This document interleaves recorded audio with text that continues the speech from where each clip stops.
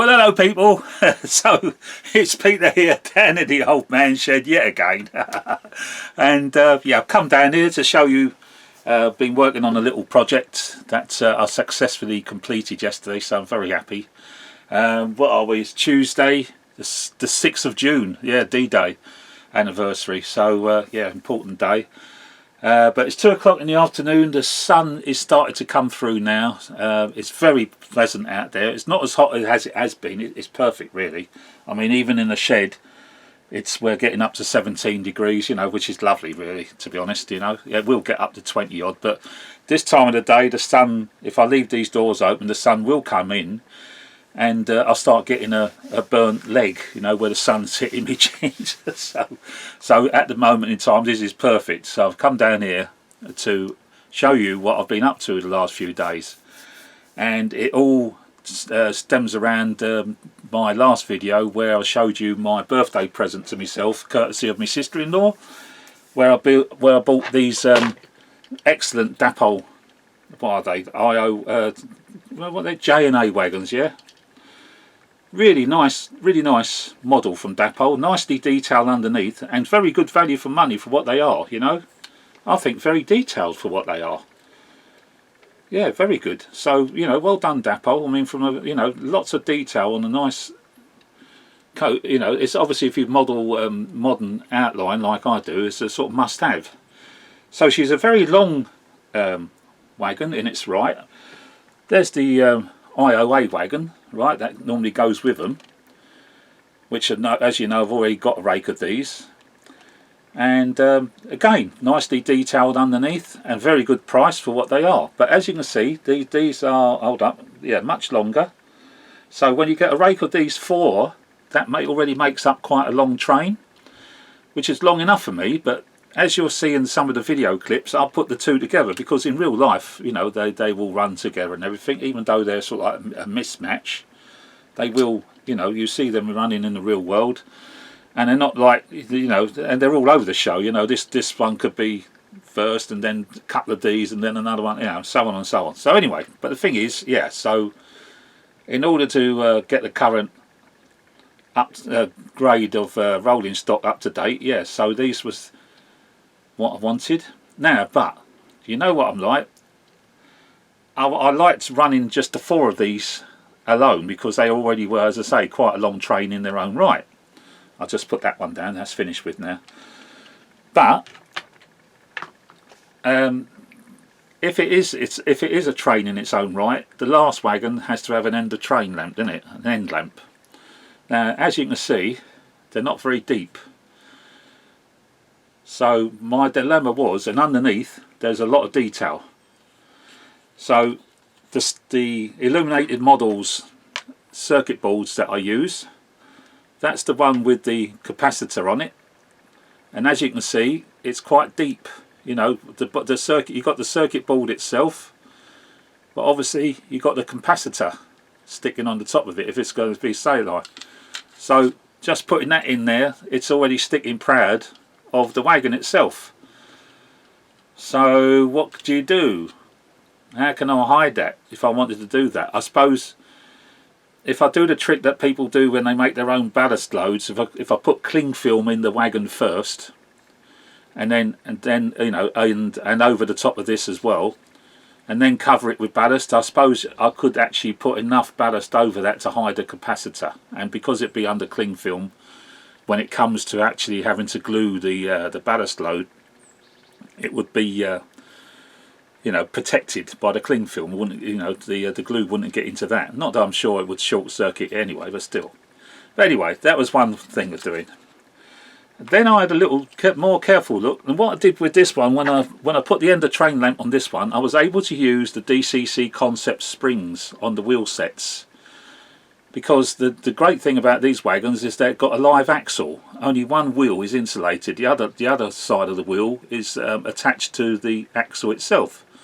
So therefore it can pick up current. So there's no need for have wiper blades on the backs of these wheels. You can use the DCC concept springs, and then it will pick up. You know, then obviously you have to take the wheels out and make sure that they're, You know, you've got the insulated wheel that side, insulated wheel that side, you know, sort of make sure that they're not going to short out. So that's the way that one worked. And when I looked at this one, lo and behold, Dapol done the same thing again. The wheels are have got a live axle. So I thought, whoa, so you can get reliable pickup if you use both bogies. All right, instead of just instead of just getting the one, just one wheel for each side of the track, and then when it goes over the dead spots of the points, the light, you can get. I can use both axles, and that's what I did. So I was able to use the other illuminated models, the original little PCB board. All right, you see, it's only a small board. It's got what I assume to be a rectifier soldered to it, and that's the highest point. Hold on, let me put that down. So, can you see that against me hand? You see the little black lump on there? He says, trying to show you. Oh, I don't know. That's not working. I don't know, but still. But yes, there is a little black, what I take it to be, could be a rectifier because it's got 3 prongs on it, and these 2 things. So what this little ball does, it sorts out all the circuitry of what you're going to do, so that no matter which way round you put the wagon on the track, DC or DCC, it translates the current and gives you a flashing tail lamp. So yes, quite flat. So put that in there, and it's still, now it's a lot better, isn't it? You can't see it, and it's not much to cover. So that way, from what I said before, would be easy enough to cover over with ballast after you put a bit of cling film over and everything. However, I don't do things like that. And that's the. It's too early in the day to have the parakeets coming, but I have got the other birds. I've got blue tits, grey tits, coal tits. That doesn't sound right, I know. So, but I have members of the tit family arrive at my feeding station, so I'm well happy. Anyway, so using that one would have been easy to use loose ballast and glue a load. But I get my loads from Make Your Mark models. They're made of resin. Okay, there we are. So for that wagon there it is, all painted and everything, looks like ballast, easy peasy. You just put it into the thing, done and dusted. All right, and it's such a good fit. It's no loose. I mean, look, that's how good a fit is. I've got to literally whack that wagon now to get it out. And I was thinking to myself, well, okay, the actual ballast load, the resin, is already quite thick. There you go. See, it's quite thick. So I thought to myself, well, if I've got to put that, all it's got to do is be able to take that black capacitor inside itself. So that's exactly what I did, guys. Look, see, I took a Dremel to it, and with a burr, literally, there we are. See, it's in there. So that is now flat. So that can now, and without it destroying the load, okay. So that now is absolutely flat, and yet but then the load itself is perfect still. And for the wagon itself, this is what I did. Obviously, got the springs on the bogies, on the wheel sets because they're live, making sure that you swap the wheels around so that you've got an insulated wheel on that side, and then the insulated wheel on that side, and the same with this bogie. All right. And then what you do then, you just have to make sure that whatever side that side is, that you join the same wire together from this side. And that's what I've done. So there you are, that's the inside of it. So 2 wires coming from this end, 2 wires coming from this end.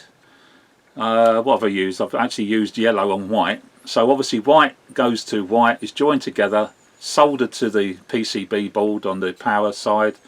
The yellow and the yellow joined together, soldered to the other side of the PCB board. Doesn't matter which way round it goes, you see. So long as you've got your actual yellow going to yellow and white going to white, and that corresponds with what you've done with the wheel sets, then you've got your current is being picked up from one pair of wheels at this end together with one pair of wheels at this end. So, you know, when it's going over a set of points, you've got massive amount of contact between the track and the wheels picking up the current. And then of course at the end, little end of train lamp, and there's the thin copper wires there coming through, and that obviously goes to the other end of the PCB board. That is important to have the plus and the minus round the right way, otherwise you won't get the flashing lamp. So this is all, if you want to go back in my videos to see how I do the end of train lamps, this is just the same sort of thing again. It's just but keeping it all nice and tidy, all nice and neat. Stick it down. Yes, the wire is about 0.5 millimetre thick, so you think to yourself, oh, so you know, when you put the load back in there, you know, it's going to be raised a little bit. Well, yes, but let's put it in, push it down, there it is, in place, and you'd be hard pressed to see the difference between the two wagons. You know, what is like 0.5 millimetre higher, but nevertheless it's hiding all the gubbins, and I've got now working in the train lamp. And that's it, guys. That's what I've been up to, and it's successfully, you know, I'd finished it yesterday, spent a couple of hours in the old man shed, really hot afternoon, and yeah, all good. So it's now working, so I can now run my 4-wagon rake with its end of train lamp working, or end lamp working. So it's yet another one done and dusted. So yes, so I'm quite happy. And I've just been down here so many times now, keep on making small clips of the trains running, you know, maybe change a loco or something like that. And I've, you know, made, so there's loads of clips to watch. It's about half an hour's worth, to be honest, guys.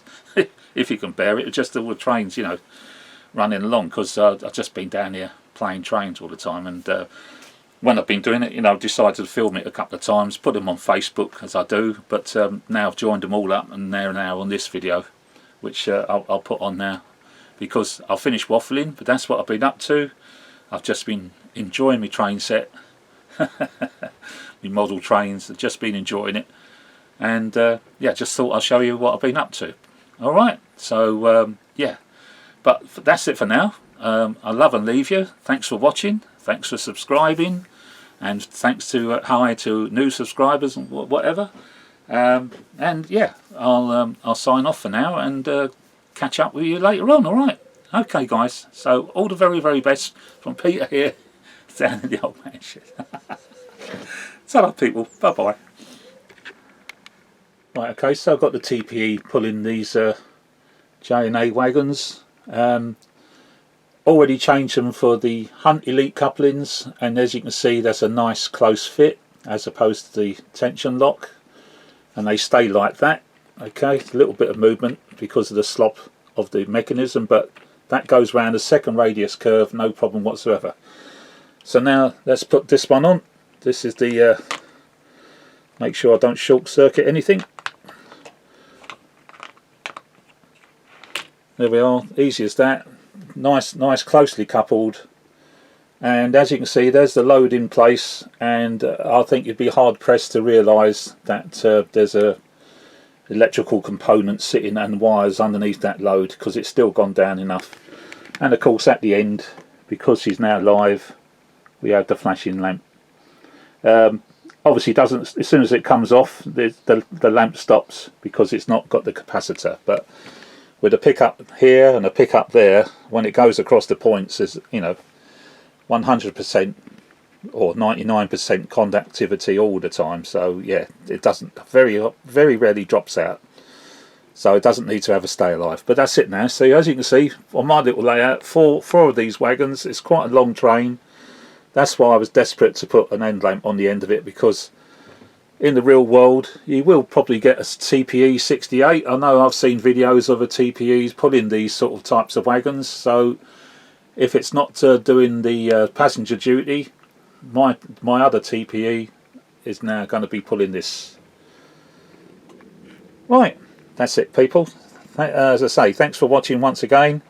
I'm now going to put on quite a lot of clips of just the trains running around the I've had a little change around on the layout. I've now put the rail treatment train permanently stationed in the front here, you know, until it's wanted again in the autumn time. And the rail operators group now, you've got the 337s together with their barrier wagons sitting on that side in there, and of course the other crane in front of it, but still.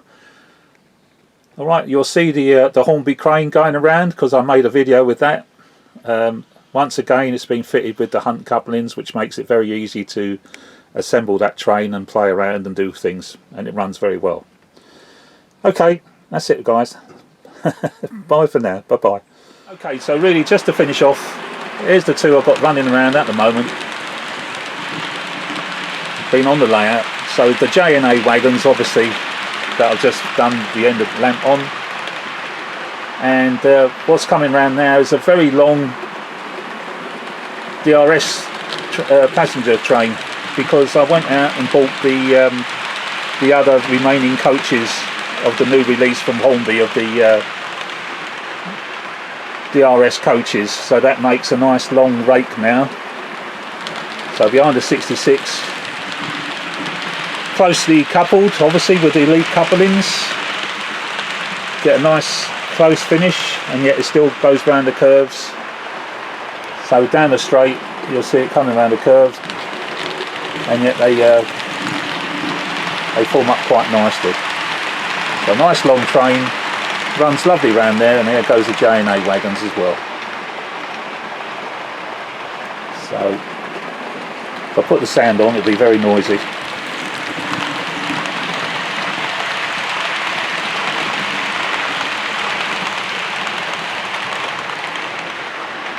Very nice. Let's see what it's like going around here.